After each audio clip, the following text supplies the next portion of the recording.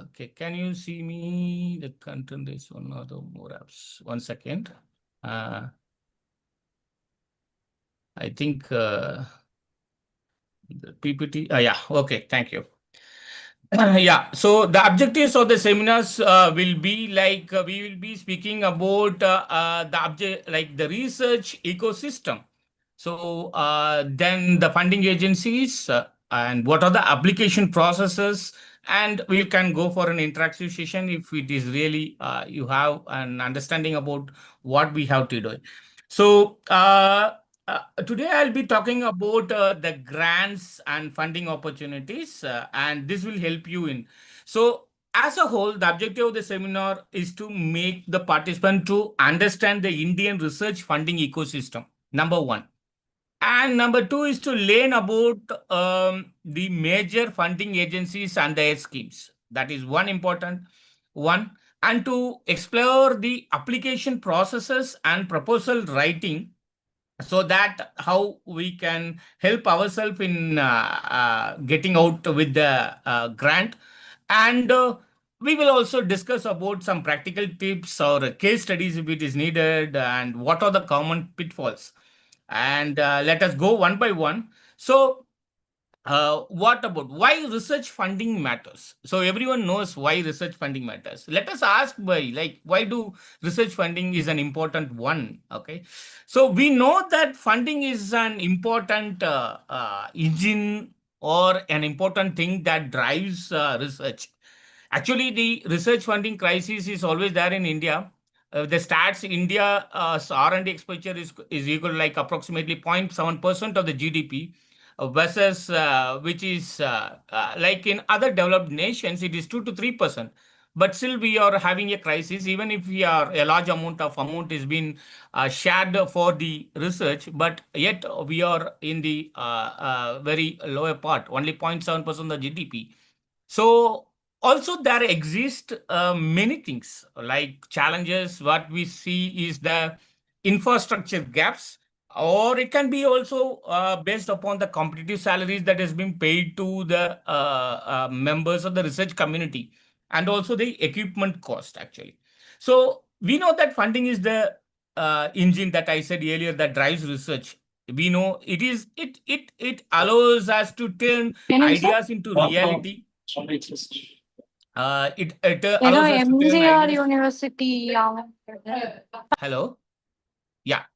So it allows us to turn ideas into reality, then hire manpower what we need, and also to acquire equipment. The funding is all about doing these things. And the most important one is to collaborate with others. So for an institution or a people working in an institution, it is important to build reputation and capacity. That's what the institutions look around for. When the content comes to the institution, it is about building reputation and capacity. And when it comes to the nation, uh, we or the nation as a nation, it looks on to the innovation, economic growth, and the solutions to critical challenges. Okay, so maybe with the seminar, what we try to do is that we always try to we will look on how to demystify the funding ecosystem, and also equip the researchers who are here with actionable targets, or to foster collaboration and precision. So one important thing is that, as I said, research always, or the research, the knowledge and technology, it will have an impact on the national development and innovation and the institutional growth. So what are the do's and don'ts or don'ts which we need to carry on with this research funding? So the do, what you wanted to do is that always connect your research to broader societal or technological needs. You have to understand that we need to connect with the broader societal or technological needs, and always show how funding will help achieve targetable outcomes. That is one more important thing. And what we should not do is that never ever treat funding as just a formality one. Okay. So we always need to demonstrate its necessity and impact that is going to relieve or provide or the innovation that is going to come out of that. So I request each and everyone to take that as seriously. Don't take this thing, the research or funding, as just a formality one in order to upgrade your maybe like your CV, or it can be maybe your career one. So make it that such that you some or the other how try to demonstrate that such that you are making an impact into the society. That is what recently, like that is what every grant providing agencies are looking for. They are looking for something that can be deliverable, or the project or the whatever funding, whatever you have written for, can give you a deliverable product. What are the impact of the grants as such when you look on? So we know that whenever we have the research, we will be able to get good quality of or good high-end equipments or kind of equipment. So this enables advanced tools or data sets that can be generated out of that particular research, and also the field work that can be done. And as a personal one, it can help you in the career growth, like the person's publications can be intended the group, the person or an individual or a group of people. They can update their CVs, like they can go on for their publications, patentship, and also not that, it also give you a leadership opportunity. So, and what impact that can be made in the society is that we can always try to create a solution for health or an environment or a technology. Okay. And actually, you can see here that the other word is funding is go to freedom. Okay. Yes. It's not about the freedom that whatever, if you get a funding, you can do whatever you need, but it is an autonomy to pursue a high risk or a high reward ideas. The thing is that when we put these kind of things, then it can always attract talents, and attract talents is nothing but we can have a good collaborator, we can have good students, so that we can achieve what we need. Okay, so that is what we are into. And let us come to the Indian research funding landscape actually. So we, as a landscape of funding in India, so there are different India research funding ecosystem is vibrant and growing actually.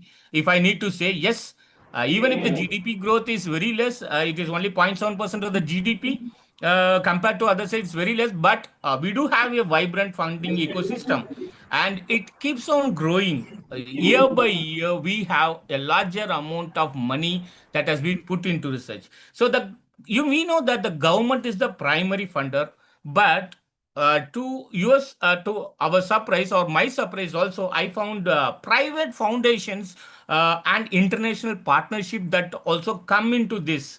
These are also increasingly important. Right now, even the funding agencies tries to put in or bring in a lot amount of company oriented or private partnership, that is and collaboration with a company in order to tap a fund, like comes under like BIRAC or other things. If you try to get some really good private partnership, that is also there. And people are also looking for CSR initiatives. There are several other NGOs and trusts, they can help you out in getting out a CSR initiative. And for government agencies like DBT, DST, CSIR, or ICMR, UGC, DRDO, these are few of these government agencies or central agencies that support a wide range of discipline. State governments also offer grants, especially when it comes to region specific research. So they try to, state government agencies tries to give grant on a cause that is there, or some whatever area they wanted to get an answer. So region specific research are more supported by the state government agencies. And I have also given us private foundations. Yes, private foundations like Tata, Infosys, Wellcome Trust, DBT India Alliance, and also your CSAR initiatives can bring out valuable sources for funding.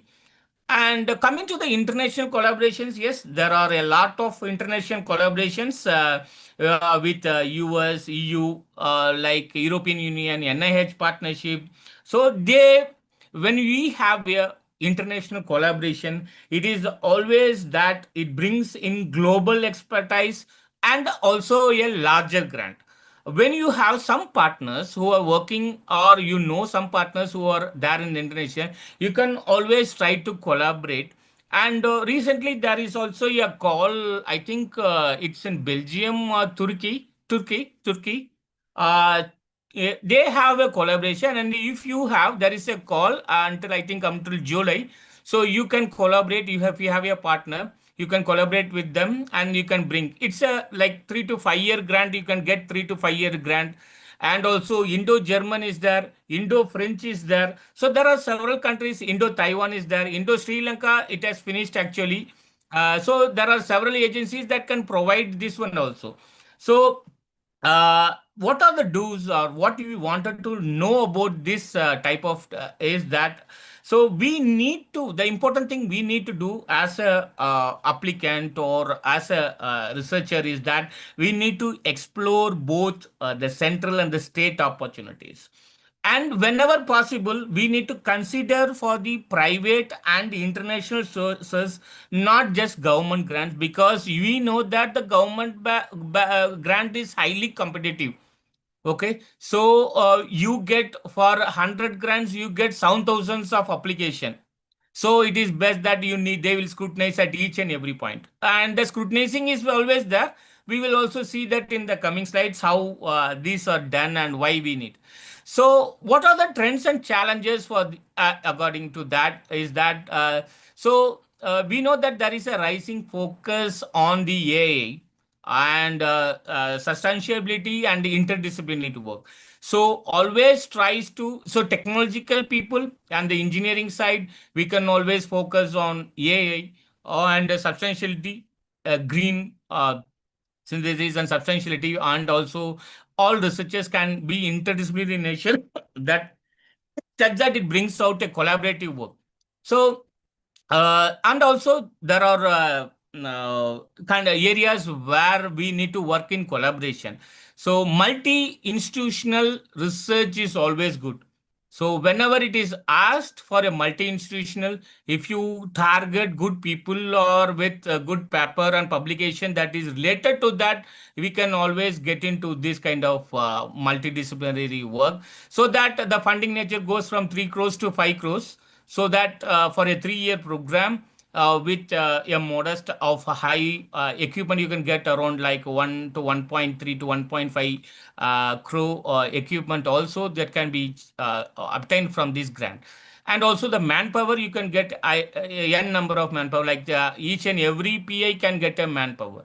So that when it comes to multidisciplinary, it is good. If you are working, if you are putting a grant which is needs a multidisciplinary, but if it is only one institutional, and in then institutional, if you have 5 or 6 collaborators, they won't provide you. Okay, you can have a group of collaborators from your institute to three or four members, and then try 5 multidisciplinary, and you can always have.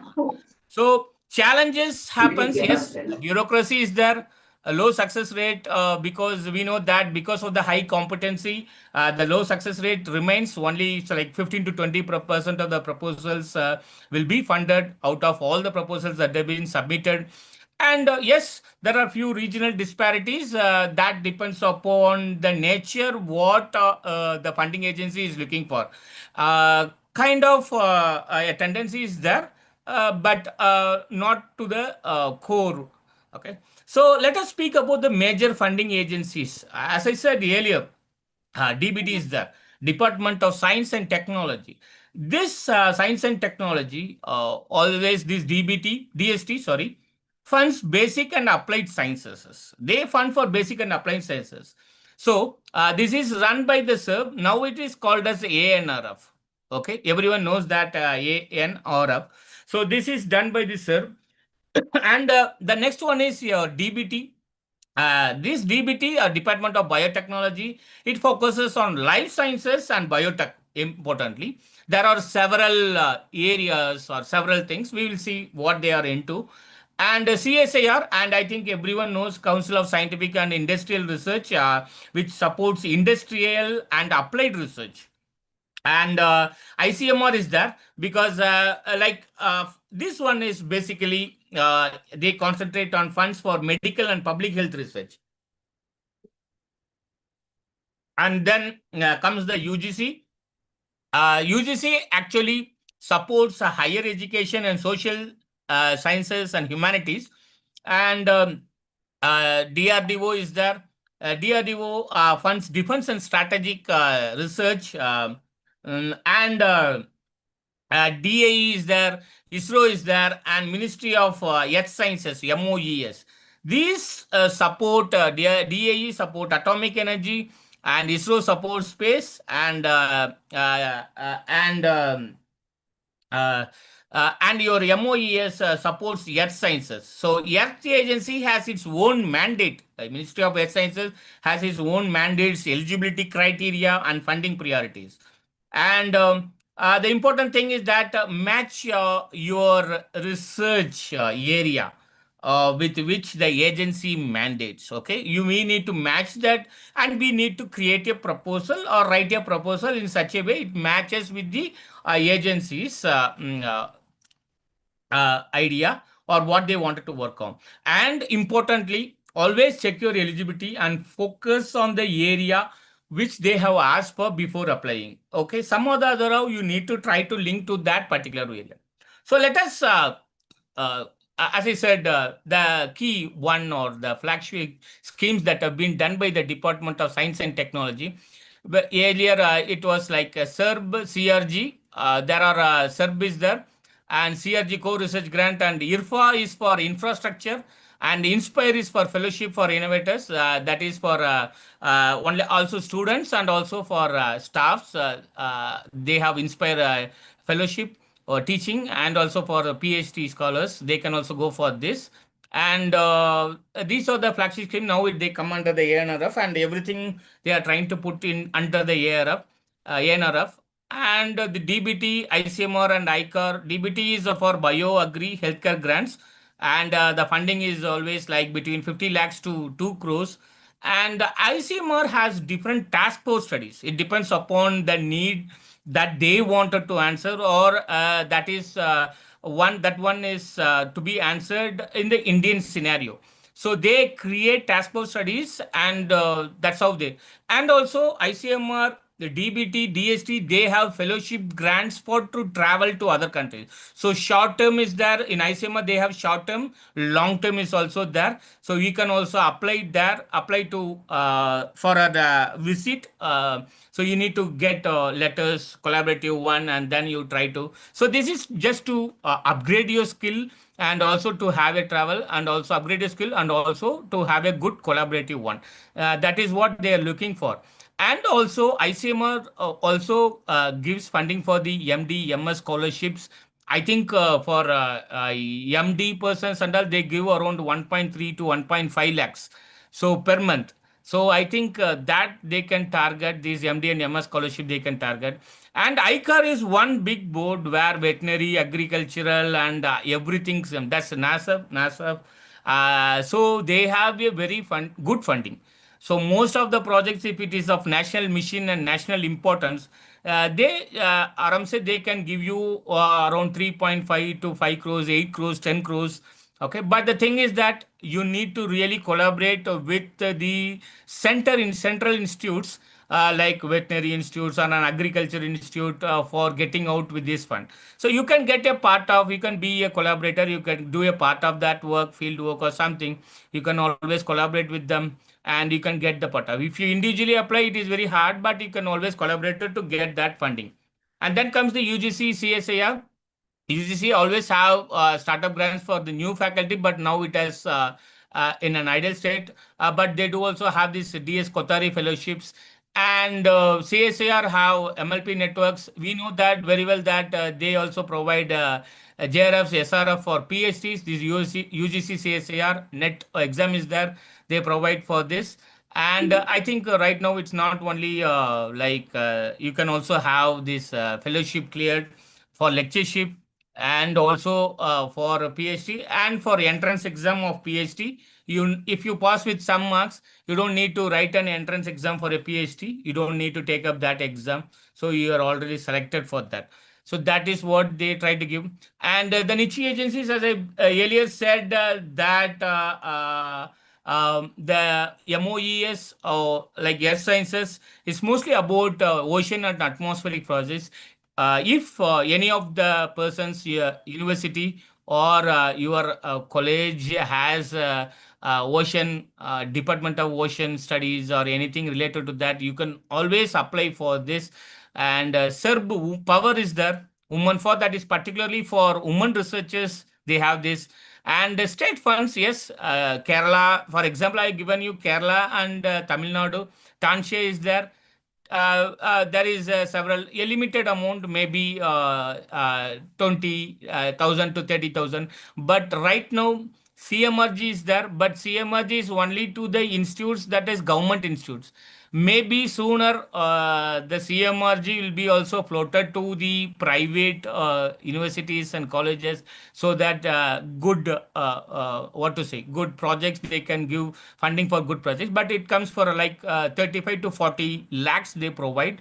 And also persons who are pursuing PhD, they can also apply for CMRG scholarships, where they are also provided a good amount for the fellowships actually. So that is a good initiative that has been done by the Tamil Nadu government, and it is also good, that helps around.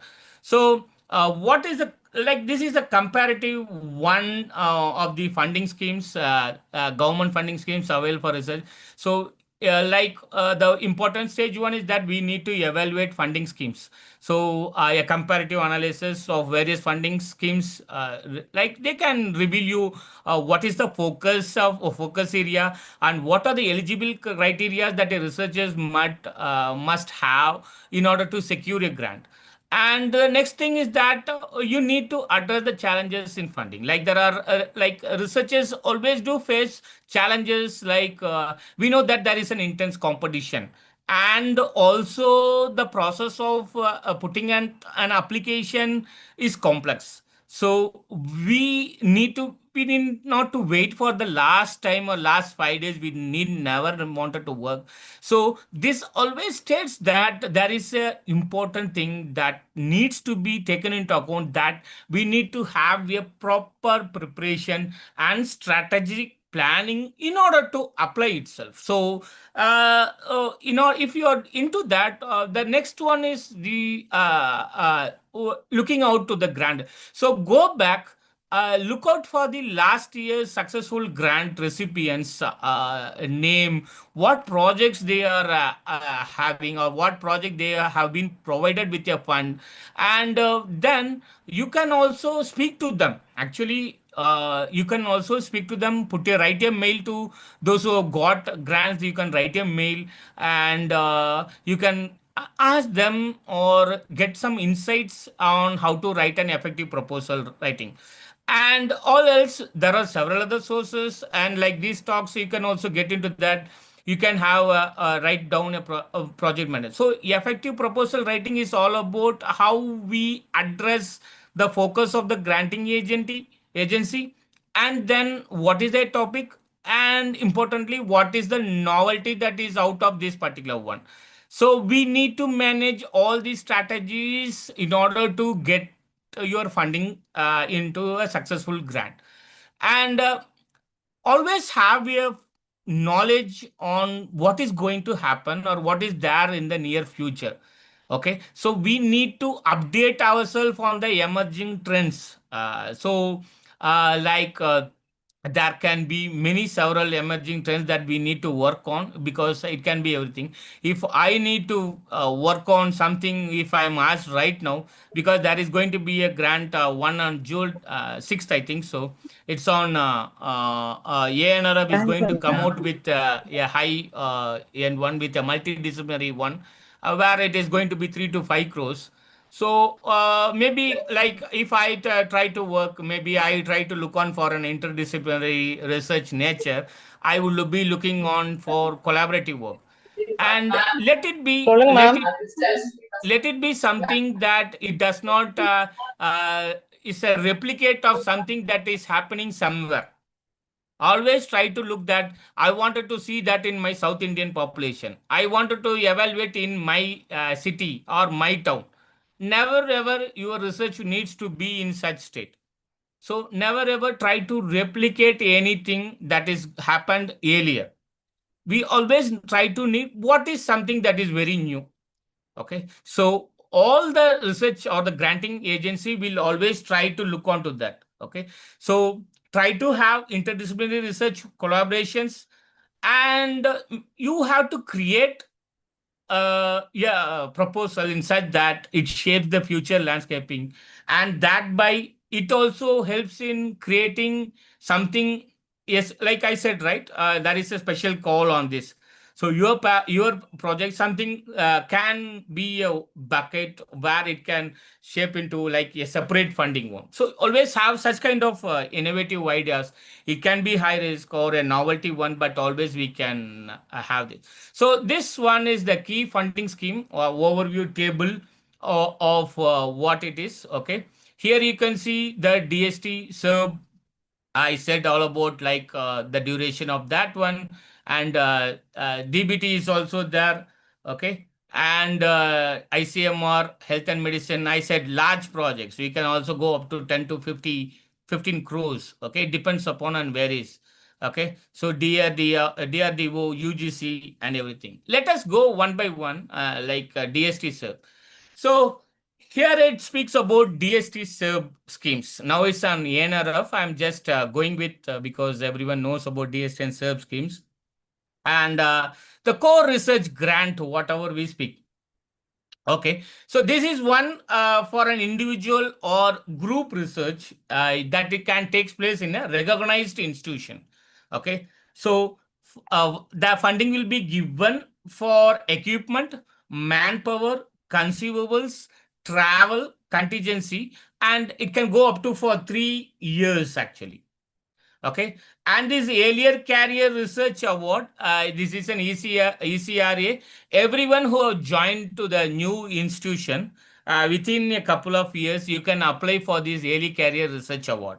I think this one is an innovative one. I am also one person who has obtained an early career research award way back in 2015. I joined at like way back at 2014 in one institution.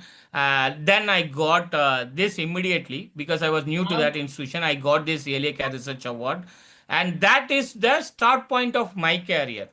And after that, I right now I have a CRG research grant, and this one, if it is novel and if it is not a repetitive of your PhD, ensure that early career research award, if it is not the one that is an extension of your PhD, it will be really funded. They will go for your funding.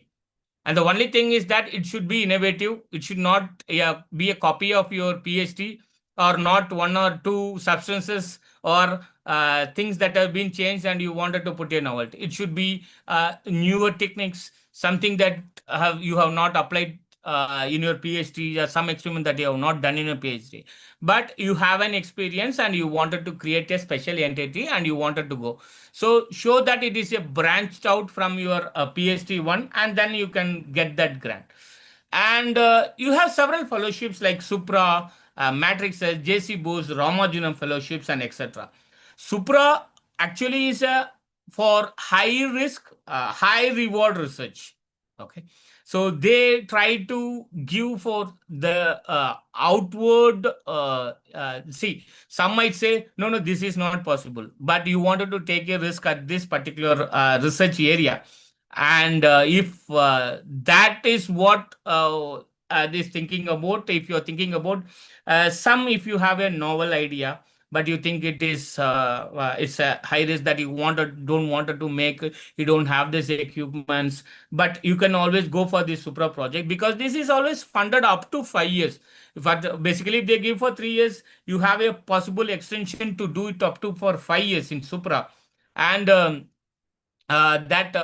like then the JC Bose is there. Ramanujan Fellows is someone who is working already in abroad. And if they wanted to settle back in India, this is one important, because you are given more than 1.25 lakhs, and also and also a contingency you paid for consumers. You paid around like more than 2 to 10 lakhs. Then always it is always good to have come back to India. You can always have this one. So Ramanujan Fellowship is also good, one thing. And as I said, it is ACRA, and PM ECRG is also there. Earlier career research grant is there. This is like up to 60 lakhs for 3 years. And you have a better flexibility in budget and manpower when it comes to this. And the application details, like you have all the processes, eligibility, timelines. You can always go to that particular DST, SERB online, or www.serb.online.com, or now it is an NR portal. You can go, you can register yourself, make all your registrations, and then if you're new, you can make registrations and you can go get out. And for these days, eligibility is that you need to be Indian citizens in regular academic and research positions. And like as I said, these Ramanujan fellowships are open to foreign nationals meeting the criteria, because they have to be there, and if they need to come back, they can do. So what are the do's and don'ts when you wanted to go into these kind of schemes is that uh, for the do's, like ensure your position and institution meet eligibility. The number one is that sometimes we try to go on for this kind of fund, but at the last stage we find ourselves in a state that where our institution is not having such kind of what to say, such kind of like they have to have a assigned one. If you are not into their system, they don't accept that. And actually read schemes carefully before applying. And yes, what you should not do is that if you are in a short term or contract basis, that is ad hoc contract positions, never don't apply for this one, because most of the schemes, what I was said earlier, and it is all about regular positions. And I also forgot to mention about one thing. There is a program called as FIRE, that is for industry academia partnership. So it is a different one where it requires a collaboration with an industry. It's not only about collaboration, and it is also having a cost sharing with the industry. That is all about FIRE. So a part of the fund should be from the industry, and part from will be from the DST. So that is what the FIRE is all about. And let us see about the DBT and BIRAC opportunities. Okay. So DBT also have a thematic grant. Okay. Basically, it supports research in biotechnology, genomics, agriculture, and health. DBT. Okay. And the BIRAC programs is nothing but, BIRAC is nothing but, they have several things. Big is there, SIBRI, BIP, PACE, and SITAR, SEED is there. Everything is there. This BIRAC is nothing but a Biotechnology Industry Research Assistant Council. BIRAC stands for Biotechnology Industry Research Assistant Council. This BIRAC program focuses on particularly industry academia partnership and biotech startups. So if you have a person or a student who is having a startup and who is having a novel idea, and he is halfway done, and if you have a prototype, any person who is there in this, if you have a prototype, you can always apply to this BIRAC. And if you have a prototype on hand, they will immediately grant you, if it is they are taking, they can immediately grant you 2 crore rupees. So if you have a prototype, the only thing is that I have applied for a BIRAC program, and we have not been successful because we went up to 3 rounds, 3 to 4 rounds. They trained us in even mastering like what to speak, how to speak, and what the PPT user content should industries. be, because they have What trained is them, sure. because the industries come down. Okay, industries also will be there. Private partnerships will be there. They will be asking for what is this, because they are the one person who is going to take up the idea and give you support. Okay, so they also train you well. Okay, this BIRA program, they train you well. And this big, something called as big, is biotechnology ignition grant. That, as I said, for these startups, it's an for it, it is for the early startup, early stage startups. So they will fund you up to 50 lakhs rupees. And the Sibri BIP pays, these all are for scaling and commercialization purposes. You can have, when you have the prototype and you wanted to scale up or you wanted to commercialize, you can always target the Sibri BIP pays and other things. Okay, so this is a very interesting one where many startups have gone. We have also gone up to third stage for diagnostic purposes. Maybe it was earlier, before COVID. Maybe if we have gone through to during COVID, I think we would have been successful. But right now also we are trying to go for this BIRAC program in order to identify a diagnostic kit. We are on the way where we wanted to have some diagnostic kit using um, a probus, eh? So we wanted to use that. So we are into that particular one. And this, as I said, the thematic DBT grant, there are several things we can go on one, like there are several things. The important idea here is that there is needs to be an industry academy partnership, what the government is also looking for. And what we should do, or people who are trying to do or wanted to apply for this, always, if you're trying to go for this DBT or BIRAC, you always highlight translational and commercial potential in your proposal. So highlight that one. What is the translational value? And if it is in state, what is the commercial potential of your proposal? Okay, so if it is very high, and if the funding of the and the members who are there think that yes, this is good, you can easily fetch n number of amount into that. And it is always good. For this, you need to engage with industry partners wherever possible. Even if it is in the starting stage, if you are a startup, try to have collaborations. And if you get into a prototype, then you can commercialize it easily. Because right now in India, it is not that you need to create a big industry and then try to, because you are very small. These partner research and getting into startup are very small. You can't create a big industry with this support, but you can always sell this one to another people. That can fetch you a lot. So you can keep on innovating. You need to not to establish it into industry, but you can always have a return investment, and that will help you a lot in growing. And the next one is the ICMR and health research funding. We know that there is a larger amount of a grant that is spread across this ICMR and health research funding. That is your Department of Health Research. There are several institutes along that. You also have central institute that is being governed by this ICMR, and also small, relatively small institutions that have been supported by this. So this ICMR extramural grants, there is something called as the ICMR extramural and intramural grants. Extramural is something that is supported to non-ICMR institutes, and intramural is that it is given to the what to say, your ICMR institute that is focusing on different one. Some might work on hemophilia, some might work on any any infectious diseases one. So this depends upon each and every specialization institutes under ICMR.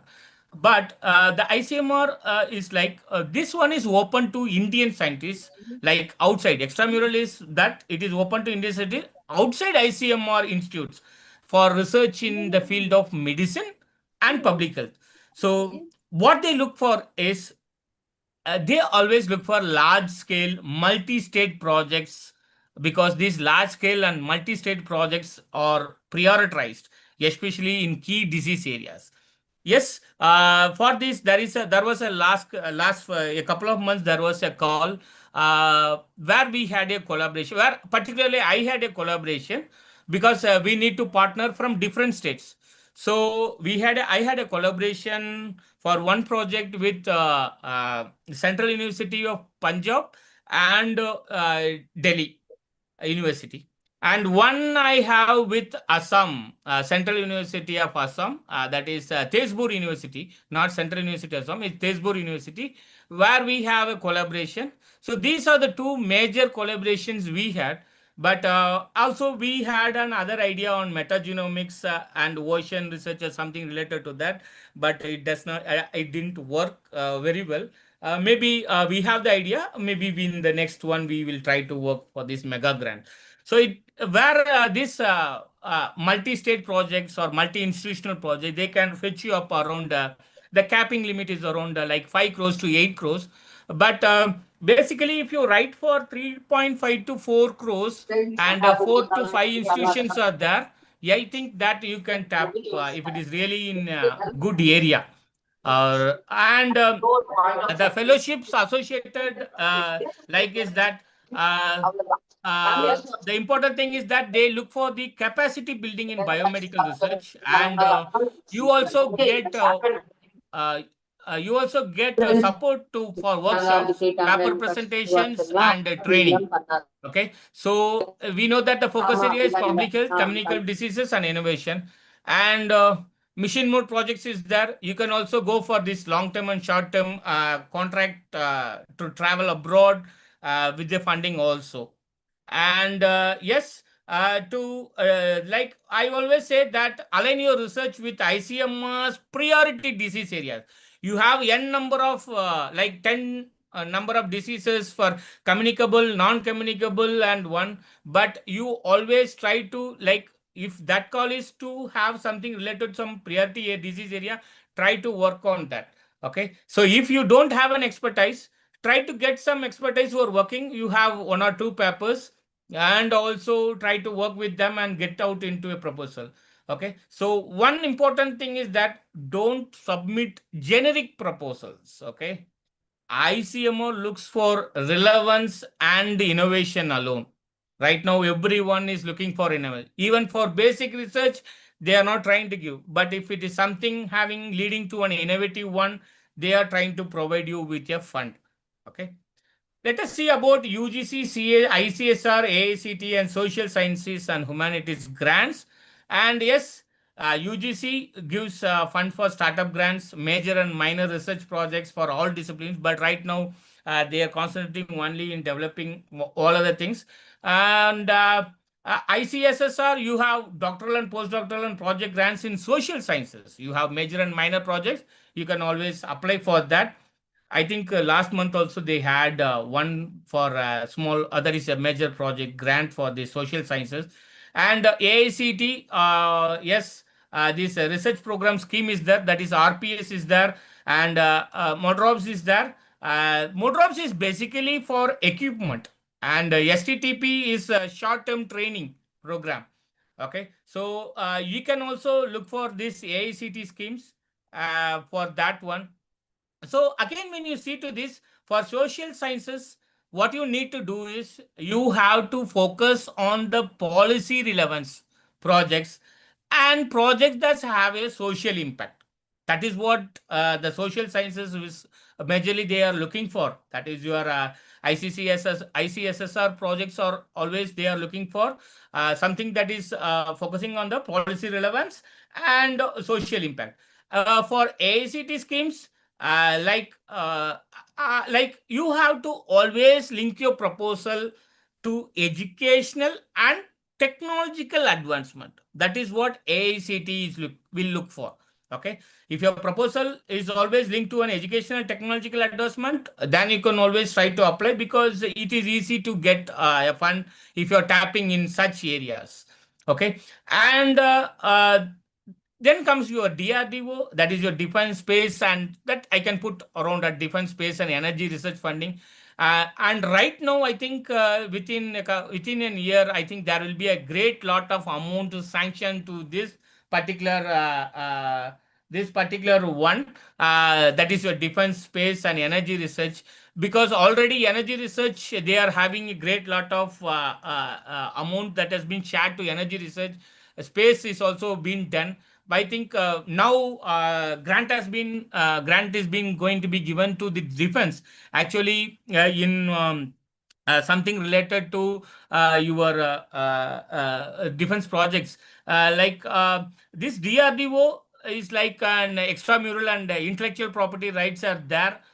Scheme that this scheme is for particularly for defense research, which is open to academia and industry. Both are there, and ISRO is also have respond and DABRNS.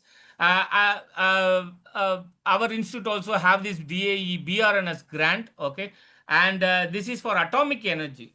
Respond is something for space technology and applications, but the DAE BRNS is for atomic energy research, where it speaks about radiation and all related ones.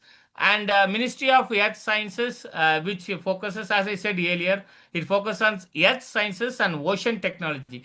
Anything that is related to ocean technology, like it might be something related to structural one, or it can be related to science one.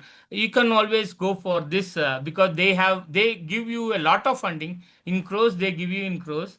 So in order to attain this kind of in space energy or defense, you need to build collaborations, particularly with national labs for large projects. If you are trying to look for some 2 to 3 crores of project, or maybe 5 crores of project, you need to build collaborations with national labs for large projects. Okay, and always have this thing in mind. You need to address in your proposal. You need to address the national priority, what they are looking for, and one. For example, something related if defense. If I'm going to put, yeah, there are several things that you can do with your drones. But what is that you can update with your drone, or something that is different with your drone? And that kind of programs, or that kind of proposals can, because now recently they have funded a lot in preparation of drones, and also in technological advancement of drones after the Indo-Pak escalations. And yes, that's what I said about it should be all about national priority. Then comes the national, state, and regional grants. So many states have their own DST or innovation councils within them. Example, Tamil Nadu has that one, Kerala has that one, Karnataka also has that kind of state-run or state-owned DST and innovation councils. These grants, actually, as I said before, often focus on local challenges or capacity building. The only thing you need to have is that you need to check your state's science council website for calls. So then you need to propose projects with regional relevance. So these are the major things that a state government and regional grant association or councils look for. Yeah. And coming to the private and philanthropic funding schemes, there are several private and philanthropic funding sources that is there. As I said, there are several. Tata is there, Infosys is there, Welcome Trust, DBT, India Alliance is there, Melinda and Bill Gates and Melinda Gates Foundation is there. But right now it's Melinda Gates Foundation only. It's not Bill and Melinda Gates Foundation. It's Melinda Gates Foundation. And yes, the only thing they these kind of trust or CSR or NGOs, they always support proposals related to health, education, and proposals that have social impact research. Okay, so many companies they have something called as the corporate social responsibility initiative. One example, like I am also trying to get something out of this, because but we are not successful. But one person from IIT has got around 60 crore rupees, I think 40 to 60 crore rupees for working with brain cancer in children. So he has started that from, I think, from Hyundai or some other corporate company. So, like this, we can also go. The only thing is that we need to approach this kind of private funding with projects that have a clear social and health impact. You have to have that in mind. Okay. These NGOs not only provide for just for schools, just for painting our schools or something that is related to some campings and other things, but these people are also looking for projects that really make an impact on social or health. Okay, so our institute also have got one thing called as the HIPAA. They have got something from the HIPAA Foundation. That's the CSR funding. I also wrote for that, but the other group got into that. It was on PCOD. Okay, polycystic ovarian diseases. It was on PCOS. So they have tapped around some 60 lakhs from that. So there is always a way. Only thing is that you need to get, or if your thing is selected, you need to have an MOU, and then that amount will be shared, and you can start working. So, and always align with the thematic areas of that particular foundation, what you are targeting for. Okay, so both things you need to have a that your proposal should have a clear social and health impact, and it should align with the thematic interest of the NGO. So that if you are doing that, you can also go and speak and you can obtain that one. And next comes the international collaborations and funding. There is a great lot of opportunity to get into this international collaboration and funding. So there are Indo-US, Indo-German, Indo-UK, Indo-French, Indo-Japan, Indo-Australia. Okay, these kind of countries offer bilateral and multilateral funding for collaborative projects. So one thing I wanted to put is that I also to Japan every year. I have an Indo-Japan collaboration where I work on transgenics zebra fishes. So basically on neuro and diabetic nephropathy. I use this transgenic one. I do have an Indo-Japan collaboration. And also, I'm trying to look on for other countries also because which are some technologies are not available or maybe not up to the mark with this, but I can go and collaborate. I can do a part of that work over there. I can have a collaborative paper with them. I can share few of my data which I get. So they are more interested. So I speak with some kind of people, and also I'm trying to get into that. So the only thing is that you always need to build up international networks and partnership. That one is really hard, but it took me around, if you have gone for a PDF, yes, we can get into that easily. But it took me around some 4 to 5 years in order to get a collaboration, an international collaboration. The only thing is that I need to uh, uh, like make my proposal in order to get into that collaboration. My proposal also should match the interest of the international collaborator. That is one important thing, and they will see to that if it is very novel and if it is very good, and if something they have in collaboration is some at some point, if your idea and their idea is joining at some point, they will always try to help you out, and they will try to collaborate. So uh, always for these kind of international collaborations, okay, you need to have, or you need to address global challenges, and as I said earlier, you need to demonstrate mutual benefit. Okay, when you have a mutual benefit, they will be always interested to be collaborator. It can be in the it can be in the form of workshops between two countries. It can be in the form of conferences that is happening in two countries. It can be form of sharing data. It can be form of coming out with a proposal publications. That is what they will be looking for. And this Asian India BRICS G20, these are having thematic areas, or they have thematic areas where you can write larger thematic projects so that you can tap these international collaborations. And frequently you can find this Indo-US, Indo-German, German DAD fellowships is there, Indo-UK is there. So you can always look for it into this kind of thing. And how about, I said earlier, there is Earlier Career Research Award.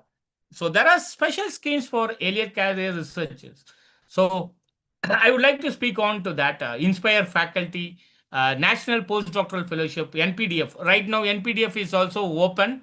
So if you are eligible, you can ask some PhD students, they can apply under you. The only thing that they should not apply then to the same institute. You can take someone from another institute. The postdoctoral fellow should have not done PhD in your institute or in your department. So look for someone because it is also open. It last date it is up to June 30th, I think so. Within a month you need to apply. This Inspire Faculty, JC Bose Fellowship, they offer you good salary. Research funding is also there, and you get an mentorship for it. Those who are the early careership, they get a mentor for that. So the thing is that you people need to look on to fund that, or else if you are also an early career, you always can apply for this and you can go. What is the highlight of these schemes is that you like this kind of fellowship will highlight your independence and innovation. By the way, it also shows how to get a grant, and it also give you a thing that how it will help you in launching your career. So these things are important. Okay. So this Ramanujam JC Ramanujam Ramalingaswamy Re-entry Fellowship, Ramanujam Re-entry Fellowship, Ramalingaswamy Re-entry, all these will help you in as a early career researcher who wants to settle back, or NPDF who wants to become an individual researcher. These things are going to help you a lot. So you can also ask any candidates if you're that, they can do it. And yes, India is towards here women in research. There are several dedicated schemes for women research. It's not only about basic schemes, but yes, there are OSA, OSB, WISE, Vidushi is there, Serb Power is there. Okay, so these OSA, OSB, OC, WISE, Vidushi, Serb Power, these kind of schemes are all to support women scientists at various career stages.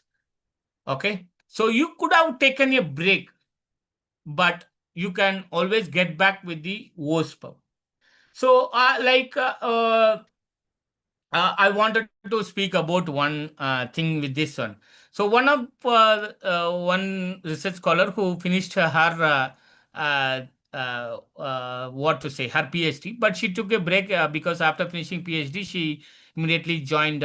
She went into she got married, and she had a break for around 3 years, 3.5 years, and then she came back to have this one. So I gave her a reference, but she was applying to another institute, but I gave her a reference for this was granted.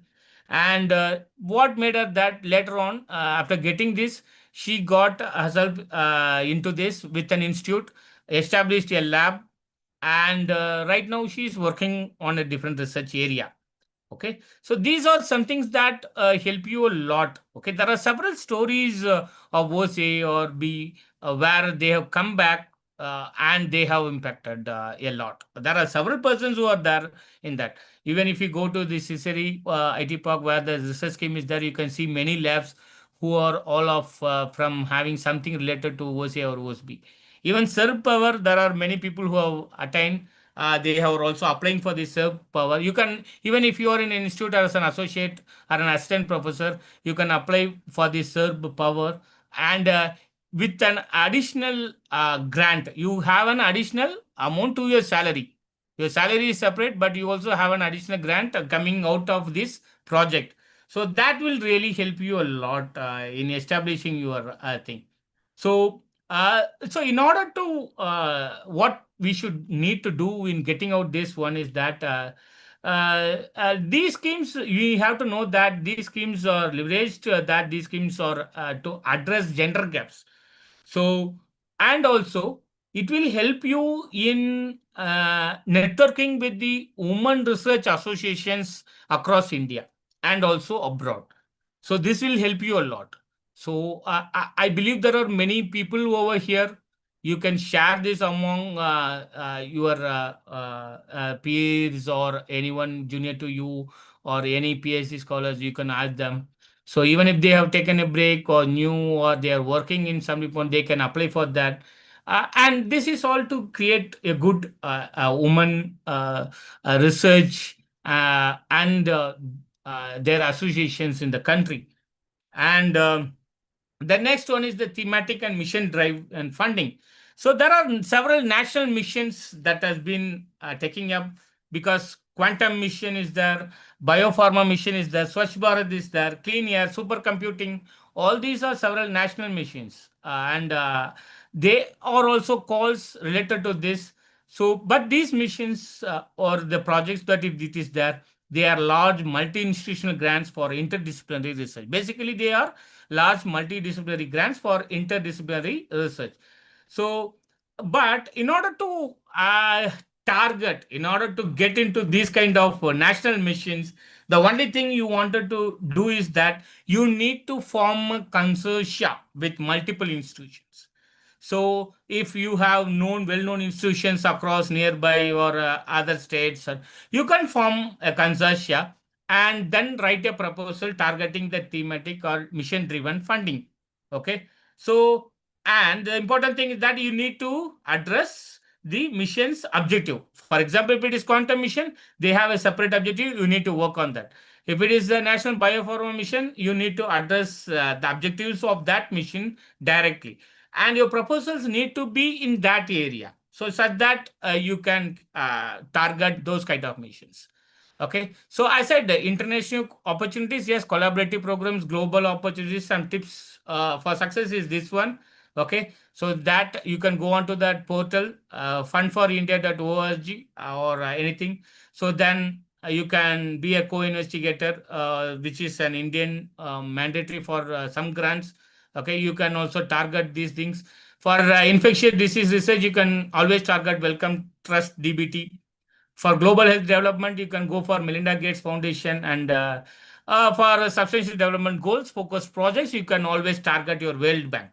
All the thing is that you need to put into an interdisciplinary, collaborative, or multi institutional collaborative projects in order to get into that. Okay. So where to look?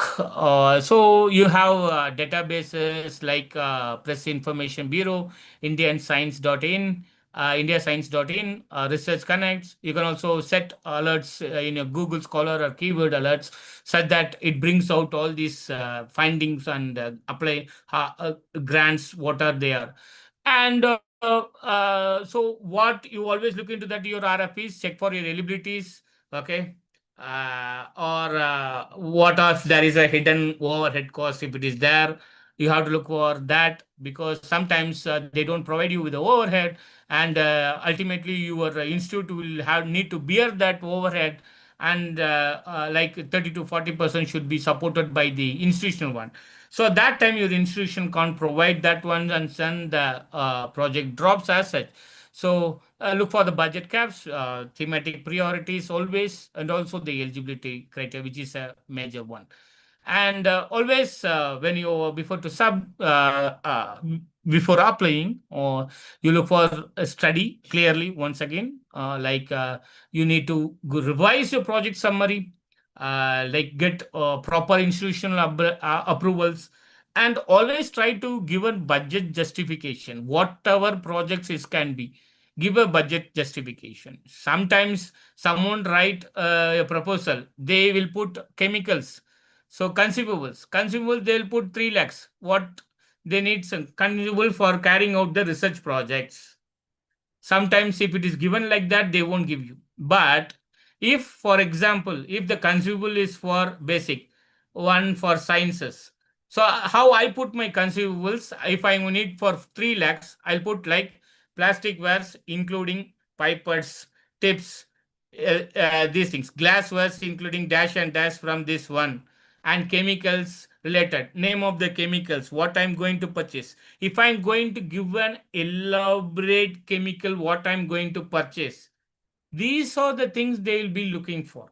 Instead of only consumables or chemicals, if I'm going to put the name of each chemicals, like this is going to be from Kyogen, this is going to be from this company, this is going to be from this company. And the first year objective, it should always correlate with the first year objective. First year if objective, if I'm going to collect samples, I need to put sample containers, all those things, extraction reagents, extraction, and all those things, and also storage chemicals and all those things. If I'm going to do like this, yeah, elaborative one, then it is a way to help ourselves into a good shape. Okay, we make them easy.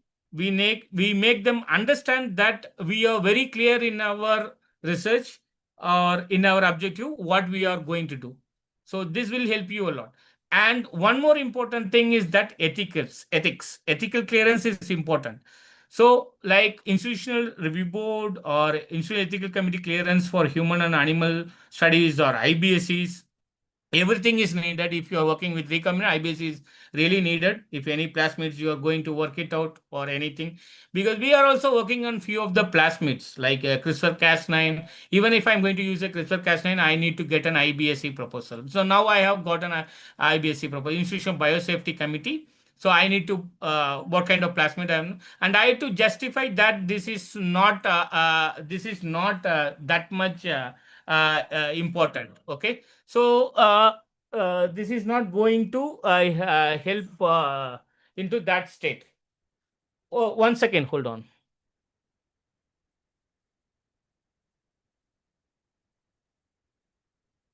Yeah. So this is not going to be that much effective. So this is not going to affect anything that is not going to be very serious. My plasmid is not going to do, and I have all the precautionary one, and I'm handle this very effectively. That's what this is all about. So coming to the application process set by set. So the first one is that we need to identify the call, identify the right call. So in order to do that, what you need to do is that you need to regularly check agency websites and mailing list. You need to regularly check this. This is up to the person. Okay. And then prepare your proposal. Okay. Proposal presentation, that's about preparing your proposal. Okay. So always prepare your proposal. Structure it with title, objectives, background, methodology, expected outcomes, and your impact and the impact of that. Okay. So that you need to do that. So we always need to have a good title, not too big, not too small. And your objective should be clear. Don't have 7 objectives or 8 objectives. Let your objective to be 2 or 3 objectives. It's always good. And background, always try to work on the background very much. Okay. So what is the international scenario? What is the Indian scenario? You need to have a really good review of literature done on to get out with the background of your proposal. And always try to say what is the gap or how you are going, what is the gap. Okay, that is to be addressed or that is to be studied. And what how are you going to address the gap. Okay, to address the gap, what are the methodologies. So your title should be there, title should be associated with your objectives, and each and every objective you need to have a relative what to say, why a relative equivalent methodology. Okay, so if your methodology is different and your objective is different, if with that objective or with the methodology, if you are not able to get the objective done, they won't provide you. So this should be very well linked. Okay, your aim objective should be linked to the methodology very well, and clearly state what is the expected outcome. And don't be put out in a paragraph. Don't write vast objective outcomes. Let it be very clear and to the point. Okay, and what are the objectives, what impact it is going to create.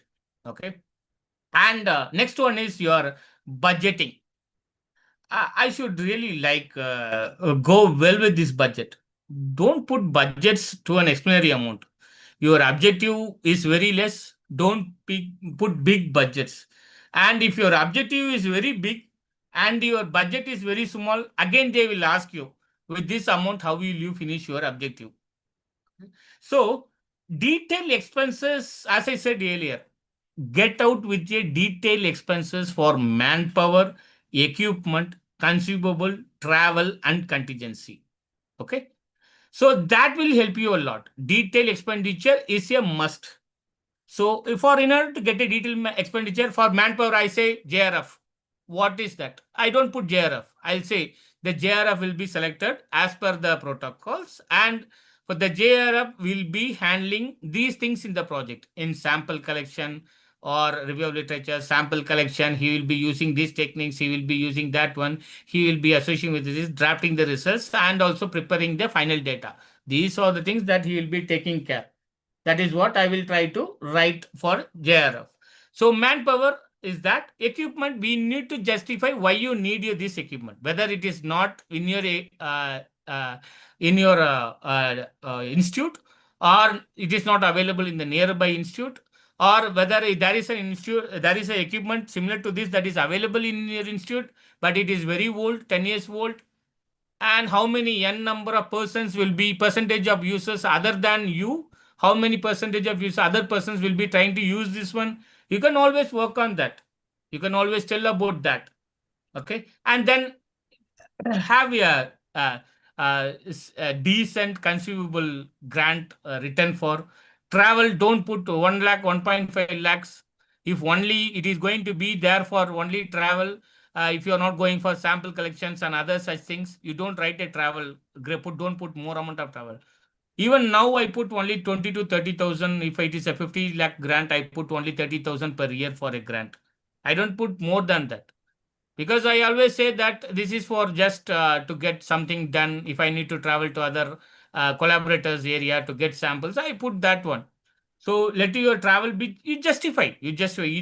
That important thing is that justification has to be given for whatever you are giving. Okay, and also your contingency, and prepare a detailed timeline. Okay, timeline. The grant charts is much more important. Okay, prepare a beautiful grant chart. Gantt chart.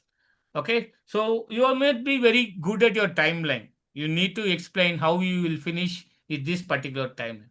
So don't exaggerate. No, I will finish with all these things within a particular month and I will try to submit. Okay, so then get institutional approvals. Okay, so you need to get necessary signatures and ethical clearances done.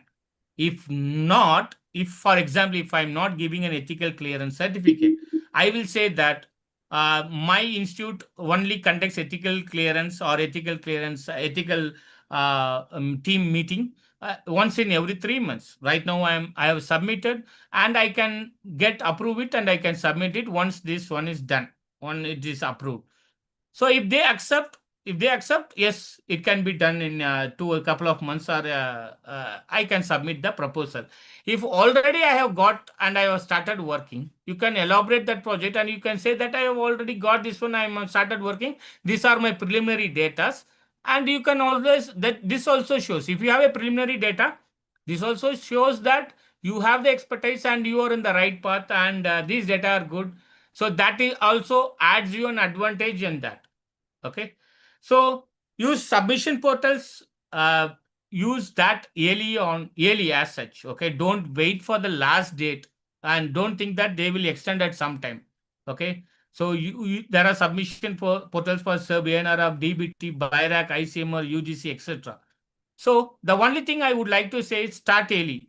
Allow time for approvals and revisions of your proposal, because sometimes getting necessary signatures and ethical clearance are very tough. Okay, so let you start early, and then you can start working on your grant application. Download the application or follow the application format. Okay, and one more thing important is that whatever is this that in the application format, you take that format, work on that format, and study, write exactly as per the guidelines exactly given in that particular format. Okay, don't wait what I always say is don't wait until the last minute, because if you are also trying to wait for the last minute, sometimes it won't, because of server problems, it won't get into that. And don't ever submit incomplete applications or generic proposals that are not matching the what to say, the funding agency's idea or theme. Okay, don't submit incomplete or generic proposal, because they will be right away there. And whatever you do, one important thing is that don't copy and paste from any other sources, because once your proposal is submitted, the first thing they will send your proposal is to an plagiarism check. If they find out any plagiarism in your thing, right away they will set your proposal aside immediately. Okay, these things are done automatically. Okay, there is nothing, these things are done automatically. So every proposal is screened for plagiarism. So you should look onto that. Okay. So what are the proposal writing basics or the best practices for writing? So always, as I said earlier, always align your proposals with the agency priorities. Okay. And the best practices is that clarity. State your research question, state your research question and objectives clearly. What clarity is to that? Is that whatever your research question is there, state your research question and objectives clearly. And then, uh, as I said, you should always align with the funding agency's priorities. That is the relevance that you're trying to put. Okay. And always present a realistic plan and timeline. I have said that earlier also. Present with a realistic plan and timeline. That is that we speak about feasibility. And then the impact. Explain the significance for science, what the impact of your proposal is going to be there. Okay. Explain its significance. It can be for science or society or industry. It can be anything that. Okay. And one important thing is that budget. Justify all cost and stay within your limits. Okay, or their limits. Stay within the limit. You don't want to put very less, like 20 lakhs. I can put a do is at 20 lakhs. Don't put that you need 90 lakhs. If it is an average for 40 to 50 lakhs, yes, I can do with that. Okay. So in order to get all these things, because what I always say is that you need to get feedbacks from your peers and mentors before submission. My best mentor is my HOD, head of the department, actually, because he is good at getting grants. He has always said me, like, keep your grant limit. Yes, I really, when I was in the early stage, he used to say, have your grant within 40. So I wrote all my proposals within 40 lakhs. It will be like 35 to 40. That's my limit. This is always like, if at an early stage, if an assistant professor, I'm looking for 70 to 80 lakh grant, they won't provide with me. Some, if you're trying to go for ICM, or if you put 25 lakhs, they will give you. Very simple, for 2 years, 25 lakhs, they can approve a good one. So tap small grants at first. If you are at an early stage, tap small grants, 20, 25 lakhs, 30 lakhs. Then with a couple of grants and successful finishing or successful, when you try to make it successful and you submitted everything, your documents, SCUC and everything, then you can start applying for. Now I am trying to apply for larger grants. Now I have also got some larger grants for 50, 55 lakhs and around that. And in collaboration, I have got more than like 1.5 crores grants and 1 crore grant relatively to that. So this is how you need to make. It takes time, but it is very impactful. Okay. So get, as I said, always here to your peers, mentors, and use visuals. You can use timelines, flow charts for complex projects in your projects. Okay. So what you should not do is that don't use vague languages, jargon languages or vague languages. And also don't, I think I said before, don't over or underestimate your resource needs. Okay. If you need this one, try to make that one, so that you can always give a justification in order to get that.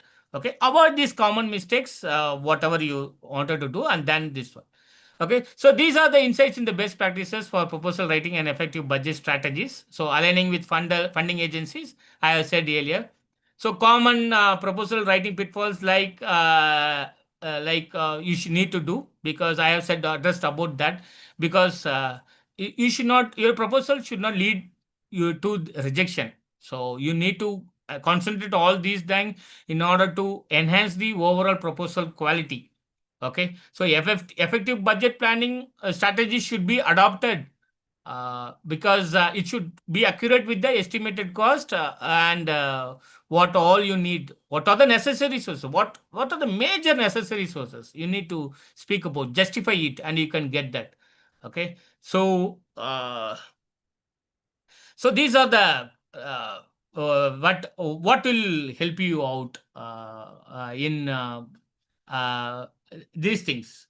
Okay, so the best practices is like, don't be narrative.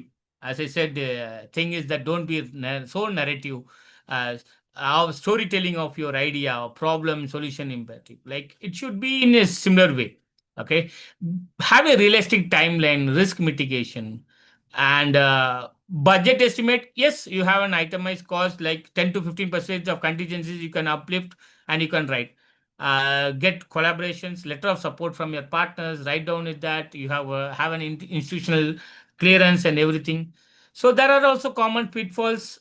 Review this or that one. What we have to look for. Okay, and then review processes. You can also do that. You can ask to do an administrative check, or you can also give it to some of your peer heads of the department or any other persons or associates. You can go for, or you can have a panel discussion and then review it in a good way. Okay, you can have an committee within your institutes to address this. Okay, and you can address those review comments before submission for effective getting. So budgeting and project management, yes, budgeting and project management. I said manpower, equipment, consumables, travel, consume overheads. Okay, so project management is nothing but to set milestones, how you monitor the progress and adjust as needed. That is what they will be looking for. How the project management tips. Okay, so always try to address these things. Okay, so in order to get these things done, prepare a detailed and justifiable budget, and plan for reporting and compliance requirements whenever it is needed. Okay, and then peer review evaluations. Yes, so all your proposals or if your before submission should be reviewed. Okay, and they should be reviewed for three main things. As to me, they should be reviewed for three main things. One, I would say, first priority is novelty. I will always look for what is the novelty of this proposal. Okay, then I will look for the feasibility of the project, whether the way I have presented, whether it is feasible to conduct in my institute, or whether I need a collaborator, or whether I need a specialized equipment and other things. And the last one I would always say is impact. Novelty, feasibility, impact. What impact is going to create? If I'm going to do this research, at the end, what my research will help, or how it is going to help this society, or how it is going to help the scientific community. Okay, so mostly when you try to apply for this proposal, they will also have a scoring criteria. Okay, you can also take up the scoring criteria and ask someone to score for this criteria and ask them to give you a review report with scoring, and review them. If you have addressed, if you have got a very low score in one particular area, okay, maybe I have said about novelty, feasibility, and impact, give 5 marks and ask them someone to review. Okay, you just see how much they are giving to your proposal. Okay, it should not be exaggerated, and they should not always, maybe the one who is not good with you, you can also ask them to review. Even if they put you 0, good. If they put you 1, they are giving you a hint. Okay, so I need to improve my proposal. So you review them and then take their feedback. okay, and submit in a good way. Always, all these peer review and evaluations will help you in addressing what is lacking, or what something that is missing and that we don't know. So address reviewers comments in, if you're trying to resubmit, if some proposal or funding agency is asking for reviewing, you can also go for that. So also, as I said, if someone is reviewing, will be will be feeling very bad or something, but be open to constructive criticism. Okay, that will help you in the long run. Okay, so as a young scientist, I was also in the same state. Like, if someone says, no, no, this is not good, if someone says like that, yeah, I'll say that, oh, what, I have done this much of work and they're saying like this, but this is not going to bring out. So I hear to them, and I'll ask them the same question again, what I need to add or what can be done in this. So they might be giving me some suggestions, with me helping out in, which may have helped me out in getting successful funding, and I should appreciate them, and I'm very thankful to them at this moment. And then compliances and ethic research, as I said, plagiarism is an important thing. Zero tolerance. Use plagiarism checkers before you submit your proposals. And one more important thing is that the data integrity. Always speak about data integrity if you are working with some other known data or population samples and other things. Maintain accurate, honest records of that. Okay, so that will help.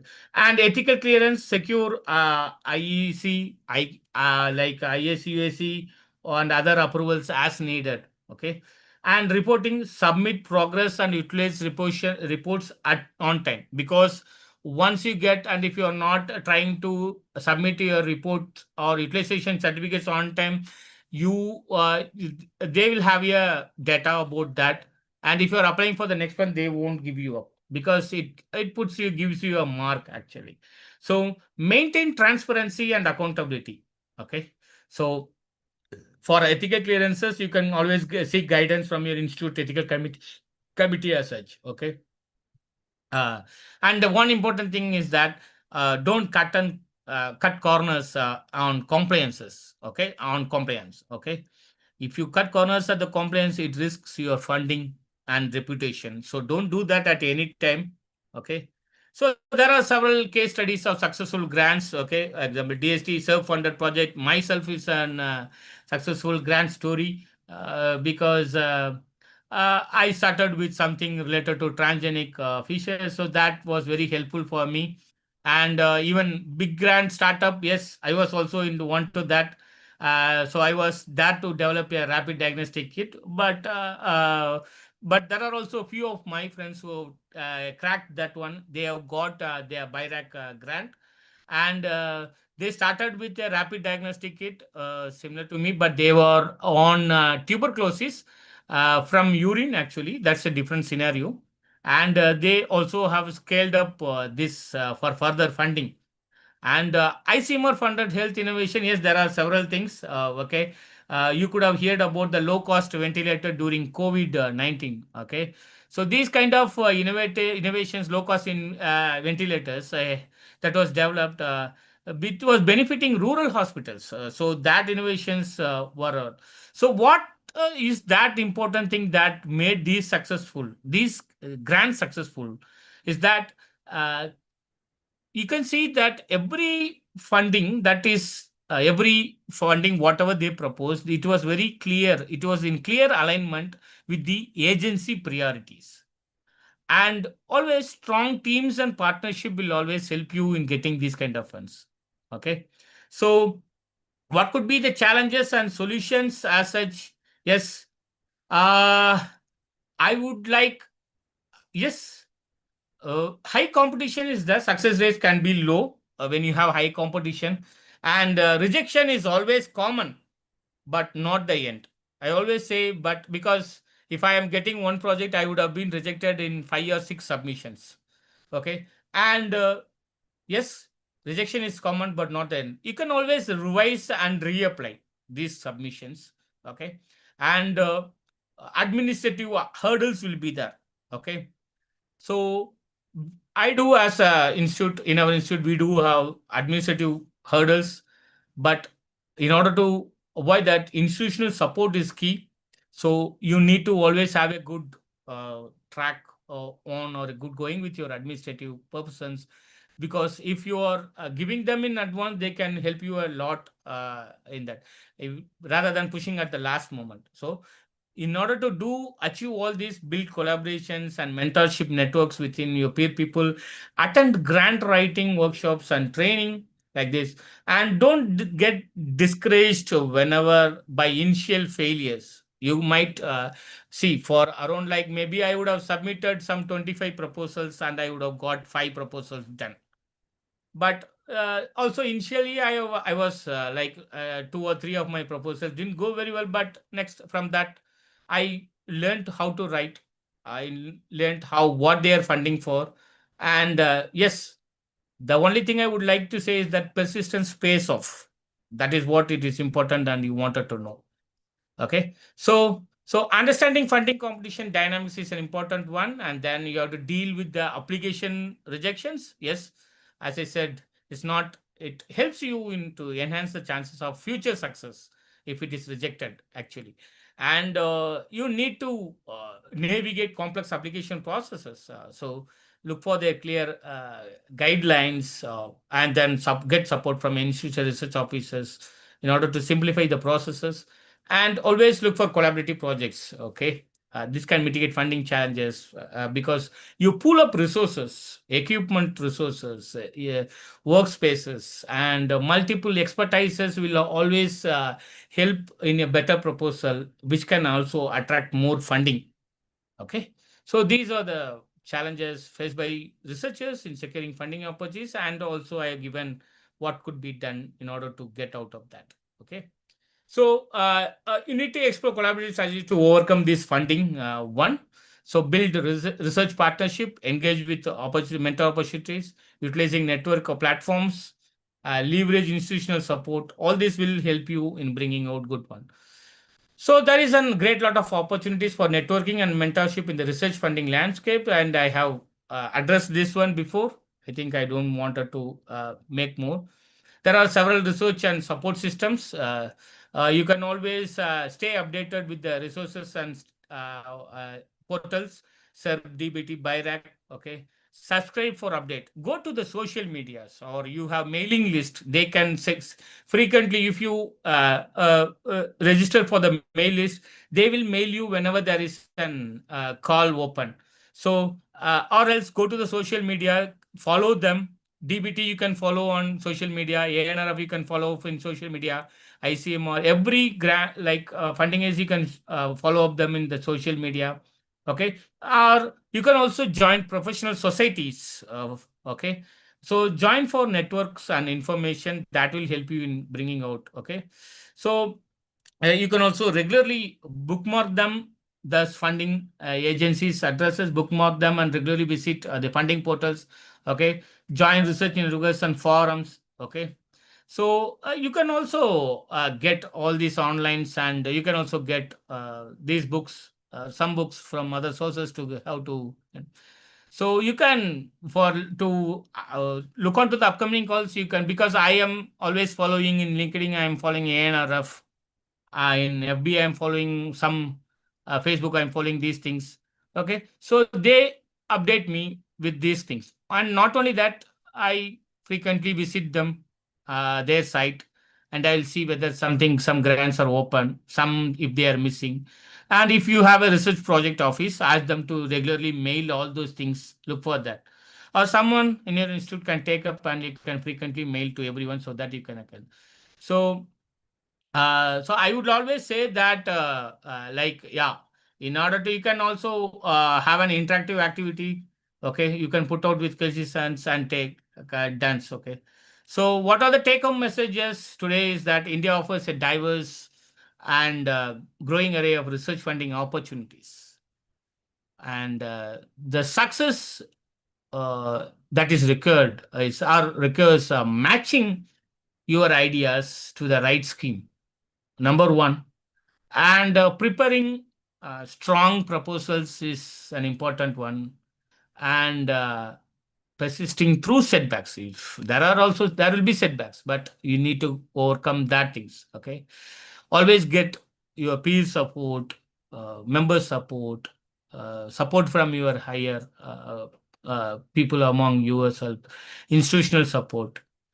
And one more thing is that always keep have that you are always try to keep learning and improving. Even today, I am trying to learn and improve. This seminar is an learning process for me, because every seminar I try to put newer contents, newer things. I try to create newer PPTs that will be helping me in bettering my thing. So, in a nutshell, this is all start small. What I will always say is state level grants are national and then international, or have a network when you go for a conference. Try to put in more networks and proposals. Never reuse a rejected proposal without revisions. Don't ever send as such, because uh, there are several things that always say this is what it is done.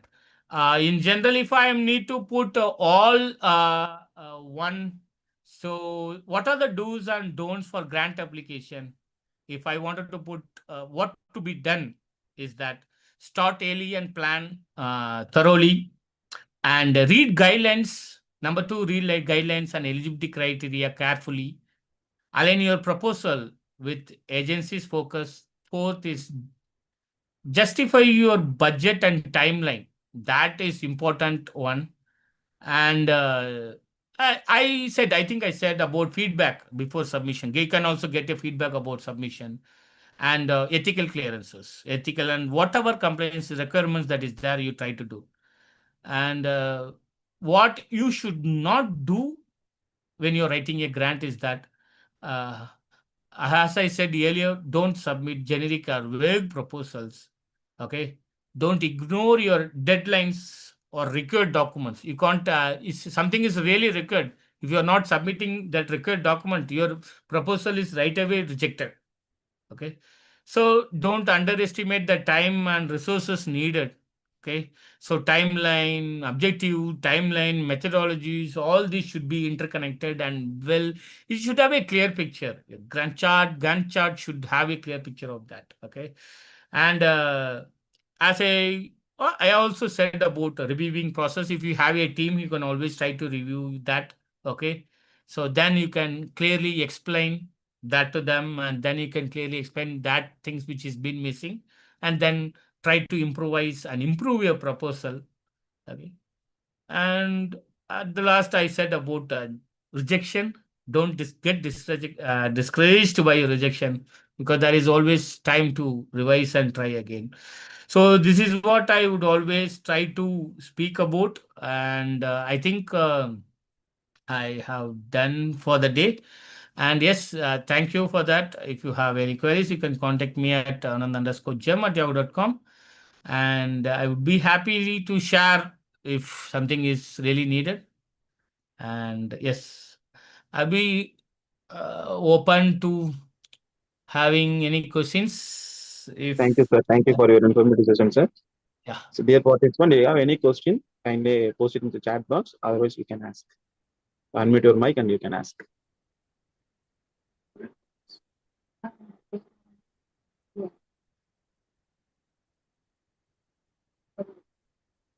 Dear participants, if you have any questions, kindly post it in chat box. Yeah, chat box. You can also put it in chat box.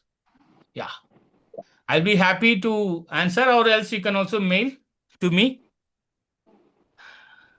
So there are several also differences in differences in various funding research schemes. You need to know that eligibility criteria is also some important one. And you can also, for Ministry of Earth Sciences or ministry projects, okay, you can look on to the R&D funding schemes in a research one. Okay. And get updates, schemes update. Okay. And that can help you a lot. Yes, extremely detailed. Thank you, Jyoti Otagari. Thank you for that.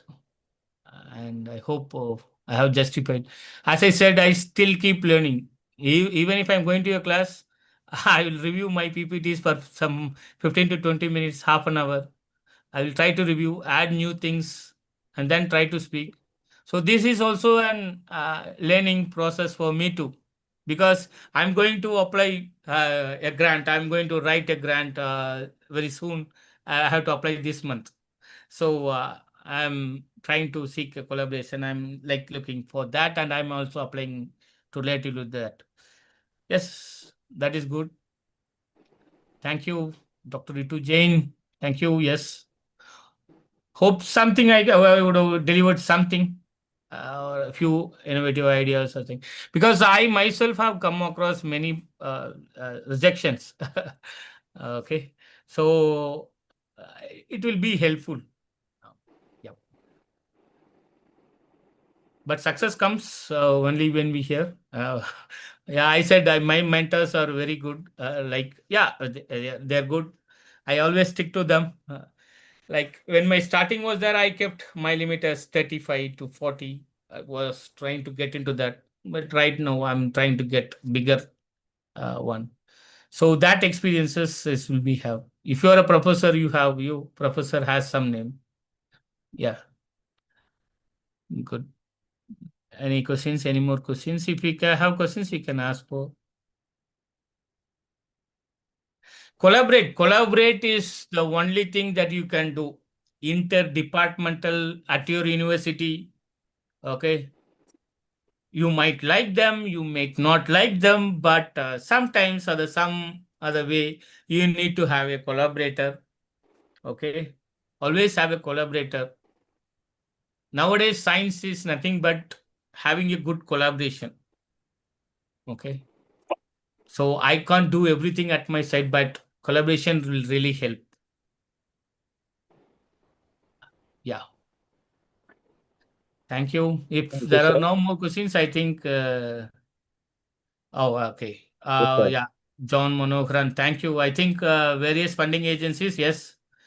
I will talk at national level. It is necessary at the national level. Is it necessary or to do the consider one PU's past grants? Yes, yes, yes. Everything, if you're new or old, they will also look for your past grant one. The only thing they look for the PA's past grant is that you don't have a repetitive one, whether you have completed it successfully. So whether if you have completed, how much amount of grant you have obtained, all these things will come into account. So it is just to test whether you have completed a grant. And for example, at the state level, if I am competing, if I am having a central grant, national level grant, and if I am competing, they will say this guy is always already having a grant, and then why he is competing. Maybe they can share few of these grants to the one who is very new. That is what their main thing would be. But at the national level, yes, they will look on for your past PI's grant. If you are new, it is new. That is very, very, very, very is known one. Okay. You can always say that yes, I have applied grant, but it was not successful. This is my second grant or third grant. I'm submitting for this. If they will ask you if you need to add anything, so write your experiences, show your preliminary data. Preliminary data can fetch you good impact. So I started in my early class, like around some 14 years back. I did 15 years back. I did a few things with my MSc graduate, MSc students. Okay. So that data, I took up that data, and when I was there, I was starting to apply. I used that data, and I showed that this is not my PhD, and this is what I have worked now, and this is what I am trying to work. So you can get that what to say that when that scheme, some schemes will show you why it is accepted, or their marks will be there. So they'll say the PI has experience, earlier experiences. The PI has preliminary data with related to this project. So these things will be helpful. Yes, PA past grant. If one PA is having a past grant, it is always good. It will show you that you have the capacity or the capability to do a project, finish a project. Okay. Yes. And always I would say your title should be with the aim and objectives should be there the title. Okay. And with the aim and objective, the objectives one should be there with the methodology one. Objective 2, methodology 2. Objective 3, methodology 3. This is how it should correlate. Then only whatever outcome we should be related to your methodology. That's it.